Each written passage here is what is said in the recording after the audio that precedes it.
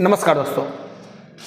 देखिए दोस्तों, जो बच्चा आज की ऑफलाइन क्लास में एब्सेंट है, क्योंकि आज ही नया टॉपिक चला है कल्चर में प्रथा है, तो उन सभी बच्चों के लिए मैं एक वीडियो बना के डाल देता हूं ताकि वो इस क्लास को क्या कर ले, कंप्लीट कर ले। क्योंकि दोस्तों ये जो क्लास है ये वेरी इंपॉर्टेंट है।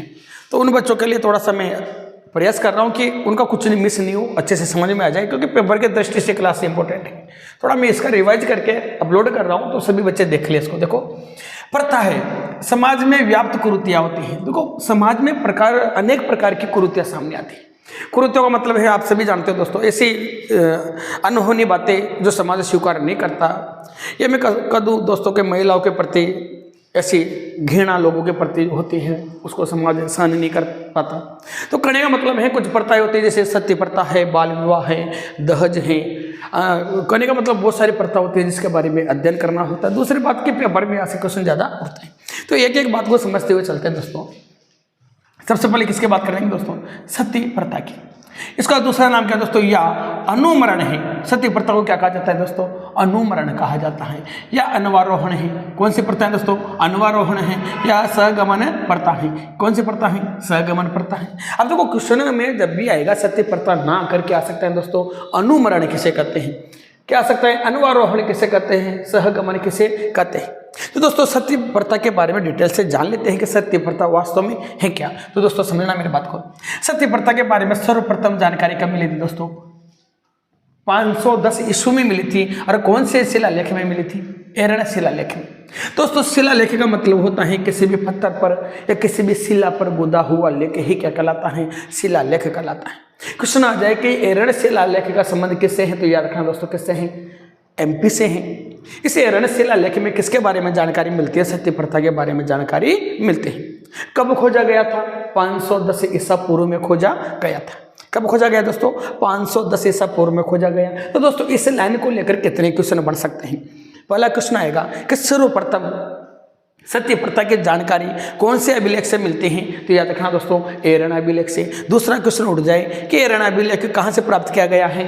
एमपी से। तीसरा क्वेश्चन उठ जाए कब प्राप्त किया गया है? 510 ईस्वी में। इसी प्रकार से दोस्तों पेपर में क्वेश्चन आते हैं, और ये एरण अभिलेख वाला क्वेश्चन पूछा भी जा चुका है। इसके अलावा दोस्तों दूसरी बात है, राजस्थान में सर्वप्रथम 1822 ईस्वी में बूंदी शासक कौन है दोस्तों? विष्णु सिंह है। बूंदी शासक विष्णु सिंह ने इस प्रथा को बूंदी में क्या किया दोस्तों? प्रतिबंध किया। अब दोस्तों ये छोटी सी बातें हैं जहाँ से क्वेश्चन अनेक बनते हैं। क्वेश्चन आ जाए कि राजस्थान में सर्वप्रथम सती प्रथा को किसने प्रतिबंध किया था, तो किसने किया दोस्तों? बूंदी का शासक है जिसका नाम क्या है? विष्णु सिंह ने प्रतिबंधित किया। कब किया? 1822 में। अब क्वेश्चन आ जाएगा राजस्थान में सर्वप्रथम सती प्रथा पर रोक कहाँ लगी थी, किसने प्रतिबंध लगाया था, तो याद रखना दोस्तों, बूंदी जिले में आपके रोक लगी थी। हाड़ौती क्षेत्र का जो बूंदी है उसने रोक लगाई थी। यहाँ का जो शासक था बूंदी का, उसका नाम क्या है दोस्तों? विष्णु सिंह ने लगाई थी। और कब लगाई थी? 1822 ईस्वी में। इसके बाद बात करता हूँ दोस्तों, राजस्थान में सर्वप्रथम जो जानकारी मिलती है सती प्रथा की, वो घंटियाला। कौन सा अभिलेख दोस्तों? घंटियाला अभिलेख है। इसका संबंध किससे है? जोधपुर से। कब खोजा गया था? 861 को। कब खोजा गया दोस्तों? 861 को। तो यहाँ से भी क्या क्या क्वेश्चन बन सकते हैं कि राजस्थान में सर्वप्रथम सती प्रथा की जानकारी कौन से शिलालेख से मिलती है, तो घंटियाला शिलालेख से मिलती है। घंटियाला शिलालेख कहाँ खोजा गया है, तो कहाँ खोजा गया दोस्तों? जोधपुर में खोजा गया है। घंटियाला शिलालेख कब खोजा गया था? 861 में खोजा गया था। कब खोजा गया दोस्तों? 861 में खोजा गया। तो 3-4 क्वेश्चन इसे एक ही लाइन से पुटअप हो जाते हैं। याद रखना दोस्तों, पेपर में इसी प्रकार के क्वेश्चन उठते हैं। अगली कंडीशन क्या है? राजा राम मोहन राय के प्रयासों से, उस समय दोस्तों वाइस रहता एजीजी लॉर्ड विलियम बेंटिंग ने 1829 में सती निवारक अधिनियम पारित किया था दोस्तों। कौन सा अधिनियम पारित किया दोस्तों? ऐसे क्वेश्चन ही पेपर में आते हैं। क्वेश्चन पूछा जाएगा सती निवारक अधिनियम कब पारित हुआ था? 1829 में। किसके द्वारा पारित किया गया था? लॉर्ड विलियम बेंटिंग के द्वारा पारित किया गया था। किसके प्रयासों से? राजा राम मोहन राय के प्रयासों से। तो 3 बातें तो ये हो गई। कौन सी धारा के तहत? धारा 17 के तहत। इसको क्या किया गया दोस्तों? गैर कानूनी घोषित कर दिया गया। किसको दोस्तों? सती प्रथा को धारा 17 के तहत गैर कानूनी क्या कर दिया गया? घोषित कर दिया गया। तो दोस्तों यहाँ से कितने क्वेश्चन बनते हैं? कि राजा राम मोहन राय के प्रयासों से कब 1829 में सत्य प्रथा पर क्या लगी दोस्तों, रोक लगी, गैर कानूनी इसको घोषित कर दिया गया। यहाँ पर अधिनियम पारित होता कौन सा, सत्य निवारण अधिनियम पारित हुआ। किस राजा, सत्य निवारण अधिनियम पारित कब हुआ था, 1829 में। किसने किया था, लॉर्ड विलियम बेंटिंक ने किया था। किसके प्रयासों से किया, राजा राम मोहन राय के प्रयासों से किया। इसके बाद क्या क्या क्वेश्चन उठते हैं दोस्तों, उसके बारे में थोड़ा जान लेते हैं। इस कानून को लागू करने वाली जो राजस्थान की रियासत थी, प्रथम रियासत थी, वो थी दोस्तों आपकी अलवर। अब क्वेश्चन आ जाए, क्या आ जाए दोस्तों, क्वेश्चन आ जाए, सिंपल सी बात है कि धारा 17 के तहत, यह मैं कहूँ सत्य निवारक अधिनियम पारित जो कर दिया था, इस अधिनियम के तहत इस कानून को लागू करने वाली जो राजस्थान की प्रथम रियासत थी वो कौन थी, अलवर थी। सीधी सी बात पूछे, जिला पूछे तो बूंदी आएगा, जिला पूछे तो क्या आएगा दोस्तों, बूंदी आएगा, जहाँ प्रतिबंध किया गया था। याद रखना दोस्तों, रियासत पूछे तो कौन सी रियासत ने सर्वप्रथम सत्य प्रथा को क्या किया था दोस्तों, पाबंद किया था। मैं कह सकता हूँ कि रोक लगाई थी, वो है आपकी अलवर रियासत। राजस्थान के प्रथम सत्य कहाँ के दोस्तों, मंडोर का सेनापति। कहाँ का दोस्तों, मंडोर का सेनापति। मंडोर पड़ता है आपका जोधपुर में, ठीक है। मंडोर का सेनापति जिसका नाम क्या है दोस्तों, सेनापति का नाम राणोका। राणोका की पत्नी दोस्तों कौन, संपल कंवर। बहुत ही ज्यादा वेरी इंपॉर्टेंट क्वेश्चन है दोस्तों, सिंपल से बात है। क्या है, आप लोगों से पूछा जाएगा राजस्थान की प्रथम सती कौन है, तो उसका नाम है संपल कंवर। कहाँ की थी, जोधपुर के मंडोर की। किसकी पत्नी थी, मंडोर का शासक था जिसका सेनापति था, जिसका नाम क्या है दोस्तों, राणोका था। क्या नाम था दोस्तों, राणोका सेनापति की क्या है दोस्तों, ये पत्नी ही, जिसका नाम क्या है, संपल कंवर थी। अंतिम सत्य का जब नाम आया तो क्या याद रखोगे दोस्तों, 1987 में। कौन है, दिलवारा गांव। कौन सा गांव है दोस्तों, दिलवारा भी आता है, बोसे गाड़ी में दिलवारा भी आता है दोस्तों, याद रखना। कहां पर पड़ता है, सीकर में। दिलवारा गांव सीकर के श्री माल सिंह। कौन है दोस्तों, श्री माल सिंह की पत्नी है, जिसका नाम क्या है दोस्तों, रूप कंवर है। ये राजस्थान की क्या है दोस्तों, अंतिम सत्य है। कौन दोस्तों, रूप कंवर। देखो दोस्तों, प्रथम सत्य भी कौन है, कंवर है, और अंतिम सत्य भी कौन है, कंवर है। याद रखना दोस्तों, कवर कर दिया गया यानी दोनों सत्यों को बंद कर दिया गया, ऐसे याद रख सकते हो आप। कहने का मतलब है संपल कंवर तो प्रथम थी और रूप कंवर क्या थी दोस्तों, अंतिम सत्य थी। कहाँ के दोस्तों, राजस्थान की। ये घटना कब के, कहाँ के दोस्तों, दिलवारा गांव की। दिलवारा गांव कहाँ पड़ता है, सीकर में। तो क्वेश्चन ये भी तो उठ सकता है, राजस्थान का वो कौन सा जिला है जहाँ पर अंतिम बार सती कोई महिला सती हुई थी। किसी भी प्रकार से आप लोगों को क्वेश्चन घुमा के पूछा जा सकता है। यह 1987 में याद रखना दोस्तों, यह अंतिम घटना थी, यह राजस्थान की अंतिम सत्य थी। इसके बाद देखो दोस्तों, दिलवारा घटना के पश्चात सती महिला मंडल अधिनियम पारित किया गया। कौन सा दोस्तों, सती महिला मंडल अधिनियम। अब क्वेश्चन आ जाए, क्वेश्चन ऐसे उठते हैं दोस्तों आजकल, कि सती महिला मंडल अधिनियम कब पारित किया गया था, 1987 को। कब किया गया दोस्तों, 1987 को।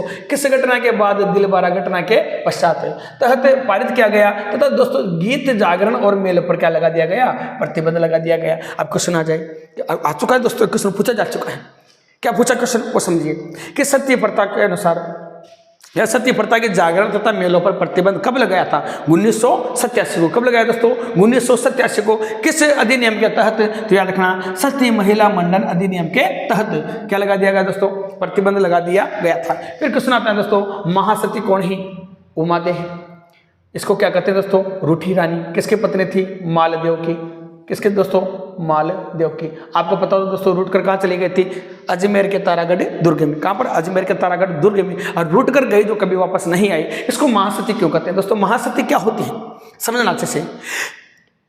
महासती उसे कहते हैं जो अपने पति के निशानी के साथ क्या होते हैं, सती होते हैं।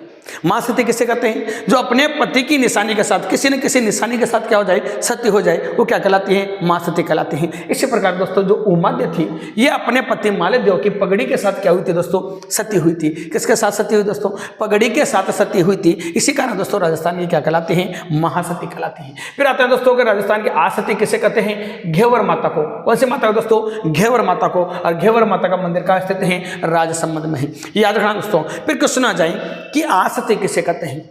आसती का मतलब होता है दोस्तों जो शादी नहीं होने से पहले ही क्या हो जाए, यानी कुंवारी ही क्या हो जाए दोस्तों, सत्य हो जाए। जैसे मान लीजिए सगाई हो चुकी है लेकिन शादी नहीं हुई, तो कह सकता हूँ मैं कि शादी होने से पहले या कुंवारी महिला ही क्या हो जाए, सत्य हो जाए। ऐसी सत्य को क्या कहा जाता है दोस्तों, असत्य कहा जाता है। तो दो बातें आपकी क्लियर है। तो यहाँ से यहाँ तक जो चर्चा की दोस्तों, किसके बारे में की, सत्य प्रथा के बारे में। सारे क्वेश्चन दोस्तों क्या है, पेपर में पूछे जा चुके हैं। दूसरी बात, आने वाले प्रतियोगिता परीक्षा के लिए भी क्या है, इंपॉर्टेंट क्वेश्चन है। इसी कारण दोस्तों मैंने एक वीडियो अपलोड करने की सोचे हैं, ताकि किसी बच्चे का मिस ना हो बिल्कुल भी, ठीक है।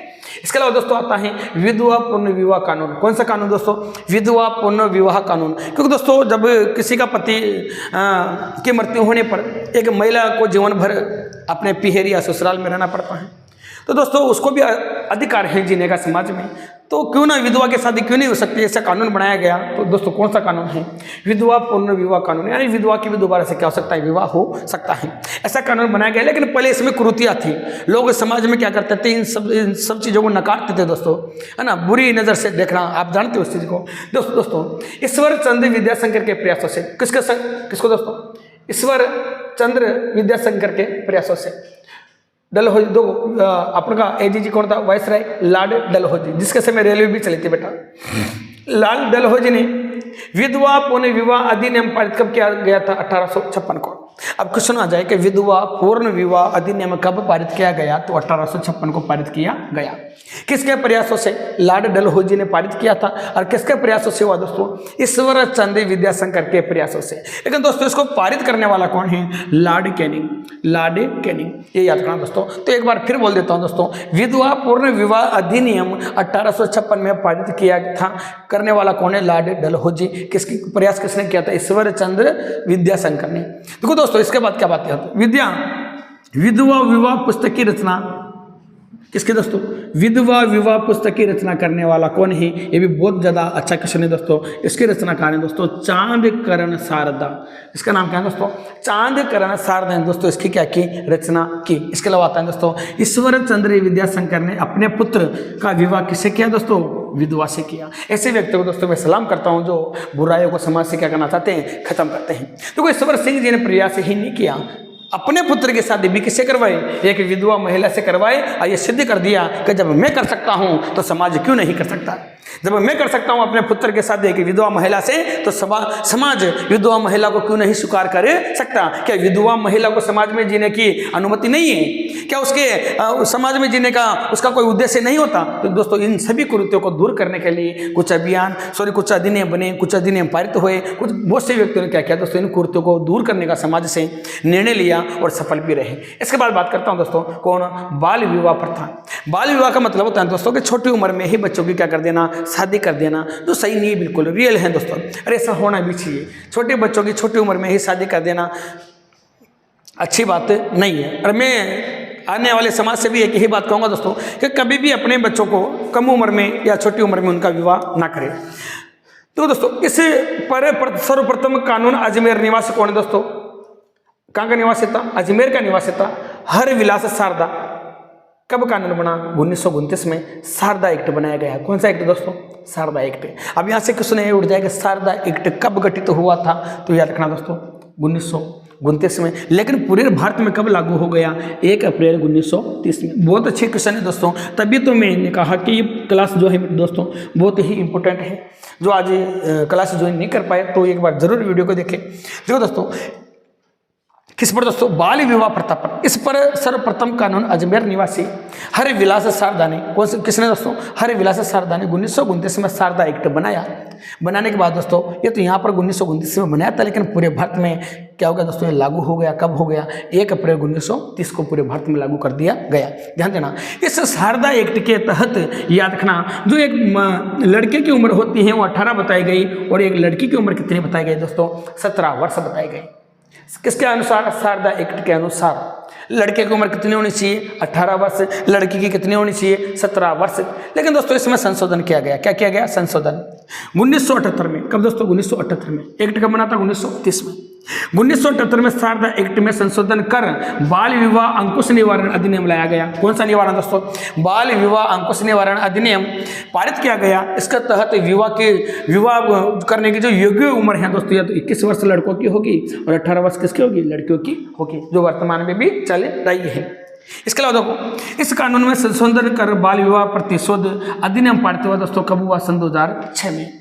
लेकिन दोस्तों ये पूर्ण रूप से कब लागू हो गया? सन 2007 में लागू हो गया। तो मैं कह सकता हूँ 6 में क्या हुआ दोस्तों? पारित हो गया, और 7 में क्या हो गया? लागू हो गया।